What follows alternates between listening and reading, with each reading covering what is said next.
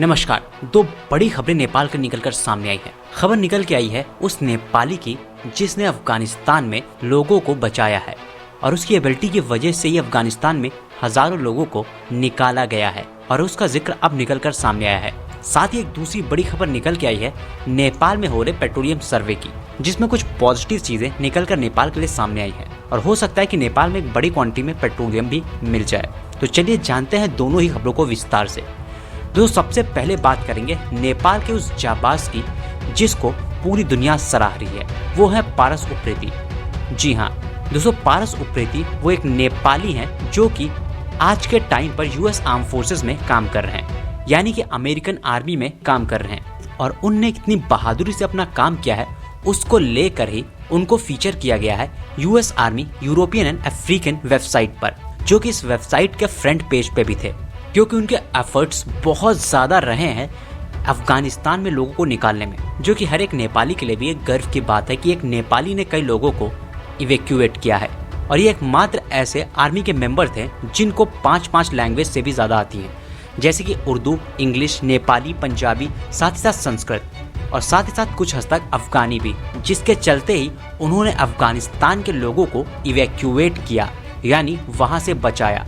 आज के समय में इतनी सारी लैंग्वेज पे कमांड बेहद ही मुश्किल है, लेकिन पारस उप्रेती इन सभी लैंग्वेज में मास्टर हैं और इसीलिए उनको यूएस आर्मी में भी जगह मिली थी। आपको बता दें कि पारस नेपाल से अमेरिका गए थे काठमांडू से, क्योंकि उनको अपनी कॉलेज स्टडीज करनी थी और डिग्री हासिल करनी थी इलेक्ट्रिकल इंजीनियरिंग में, और उन्होंने अपनी डिग्री भी हासिल की इलेक्ट्रिकल इंजीनियरिंग में, जो कि यूनिवर्सिटी ऑफ टेक्सास से थी। साथ ही उन्होंने डिफेंस लैंग्वेज प्रोफेशनल टेस्ट में भी हिस्सा लिया और उनकी स्किल्स और इतनी सारी लैंग्वेज बोलने की एबिलिटी के कारण ही वो अमेरिकन आर्मी में सेलेक्ट थे। लेकिन उप्रेती का मिलिट्री कैरियर कोई बाई चांस भी नहीं था, क्योंकि उनके फादर शंभू उप्रेती उनके लिए एक एग्जाम्पल थे, क्योंकि वो रिटायर्ड सीनियर सुपरिटेंडेंट कर्नल थे नेपाल पुलिस में और उनके पिता ने सर्विस दी एज एन अमेरिकन सोल्जर, जो कि डिप्लॉय हुए थे यूगोस्लाविया में। और ये सारी ही डिटेल आपको वेबसाइट्स पर मिल जाएंगी जो कि यूएस आर्मी की है, जिसको मैं दिखा रहा हूँ आप, और A to Z उनकी सारी उपलब्धि को भी आप इस वेबसाइट पर जाके पढ़ सकते हैं। लेकिन बड़ी बात यह है कि उन्होंने अफगानिस्तान में कई लोगों को बचाया है।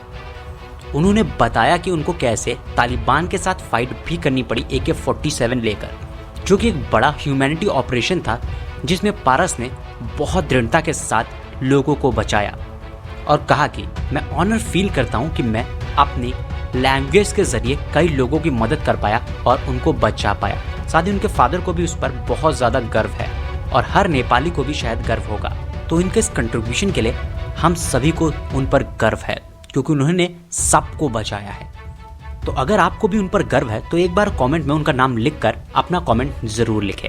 साथ ही उप्रेती ने अपने बचपन की कुछ चीज़ें भी शेयर की हैं इस वेबसाइट पे, जिसमें ये लिखा है कि वो याद करते कि कैसे उनकी मम्मी जूते जो लेती थी वो कुछ बड़े साइज़ के लेती थी, जिससे कि जब हम बड़े हों तब भी वो छोटे ना पड़े, और कई और चीज़ों का भी जिक्र किया। उन्होंने अपने ट्रेडिशन, हिंदू ग्रीटिंग और अपने जेस्चर की हमेशा से रेस्पेक्ट रही है और वो सब ब्यूटीफुल चीज़ों को वो याद करते हैं। तो कहीं ना कहीं उनका जज्बा और उनके आदर्श उनको आज भी याद है और उनका नेपाल से जुड़ाव कभी वो भूल नहीं सकते। तो ये थे तो पारस उप्रेती, जिनको हम भी कभी भूल नहीं सकते। तो चलिए बढ़ते हैं आगे दूसरी रिपोर्ट पर। दोस्तों, दूसरी रिपोर्ट है नेपाल में पेट्रोलियम पदार्थ को लेकर। जी हाँ, और इसको लेकर एक बड़ी खबर निकलकर सामने आई है, जो कि नेपाल में पेट्रोलियम पदार्थ होने की पुष्टि करती है। आपको बता दें कि नेपाल में पेट्रोलियम लगातार बढ़ते जा रहे हैं और आज के समय में नेपाल में पेट्रोलियम का प्राइस है 103 रुपए पर लीटर, जो कि बहुत ज्यादा हो चुका है, क्योंकि नेपाल अपनी ज्यादातर पेट्रोलियम इंडिया और कई और देशों से आयात करता है, जिसके चलते इसके प्राइसेस और ज्यादा बढ़ते हैं और इंडिया में ये कीमतें तो और ज्यादा हैं। पर इस पर असर तभी पड़ सकता है अगर नेपाल में पेट्रोल निकल आए, और इसी पर एक रिसर्च स्टडी निकलकर सामने आई है और इसका बहुत प्रभाव पड़ता है अगर किसी देश में पेट्रोलियम पदार्थ होता है, जैसे कि ईरान में पेट्रोलियम पदार्थ पाए जाते हैं, तो उसके चलते वहां पर पेट्रोलियम का भाव सिर्फ $0.7 है, जो कि बहुत कम है। तो दुनिया में सबसे चीपेस्ट पेट्रोल मिलता है वेनेजुएला में, जो कि है $0.02 पर लीटर, और उसके बाद है ईरान, जो कि है $0.07 पर लीटर। और पेट्रोलियम और पॉल्यूशन को लेकर भी कई चीजें निकल कर सामने आती रही हैं, जिसके तहत अब BS6 पेट्रोल भी नेपाल में अवेलेबल होने लगा है, क्योंकि नेपाल में भी अब BS6 वाहन आने लगे हैं जो कि कहीं ना कहीं कम प्रदूषण भी करते हैं और थोड़ी एफिशिएंसी ज़्यादा देते हैं। लेकिन नेपाल को सभी पेट्रोलियम प्रोडक्ट्स कहीं ना कहीं से तो आयात करने ही पड़ते हैं, और ये समस्या तभी हल हो सकती है अगर नेपाल में पेट्रोलियम पदार्थ मिल जाए, तो पेट्रोल की कीमतें काफ़ी ज़्यादा घट सकती हैं। और ये स्टडी कुछ यही कहती है। खबर है नेपाल में हुए सिस्मिक सर्वे की, जो कि कंडक्ट कराया गया था नेपाल के धैलेख डिस्ट्रिक्ट में पेट्रोलियम प्रोडक्ट को सर्च करने के लिए, यानी कि पेट्रोल और नेचुरल गैसेस को सर्च करने के लिए, जिसमें रिजल्ट पॉजिटिव दिखा है। और इस सिस्मिक सर्वे में पेट्रोलियम और गैस पदार्थ पाए जाने की खबर आई है।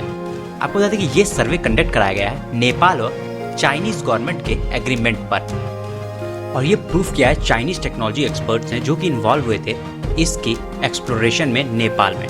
और इसकी रिपोर्ट को नेपाल के डिपार्टमेंट ऑफ माइन और जियोलॉजी को भेज दिया गया है। जियोलॉजिस्ट डिपार्टमेंट से सुधीर ने इन्फॉर्म किया है कि चाइनीज टीम ने एक सर्वे किया है, जिसमें चाइनीज टीम ने इस डिस्ट्रिक्ट में पेट्रोलियम पदार्थ होने की पुष्टि की है, लेकिन अभी फाइनल सर्वे कंडक्ट कराए जाने बाकी हैं, जिससे कितनी मात्रा में पेट्रोलियम प्रोडक्ट है और कितनी बड़ी लोकेशन में है, साथ ही साथ कहाँ पर है, ये करेक्ट तौर पर पता चल पाएगा। और साथ ही ये भी पता चल पाएगा कि क्या ये इतनी ज़्यादा मात्रा में है कि इसे निकाला जाए या फिर नहीं। इसके लिए चाइनीज़ गवर्नमेंट ने अभी भी कोई भी टीम सेंड नहीं की है, क्योंकि कोविड-19 पैंडेमिक के चलते। और चाइना की एक्सपर्ट टीम अभी वेट कर रही परमिशन मिलने की, जो कि नेचुरल रिसोर्स मिनिस्ट्री से मिलना है।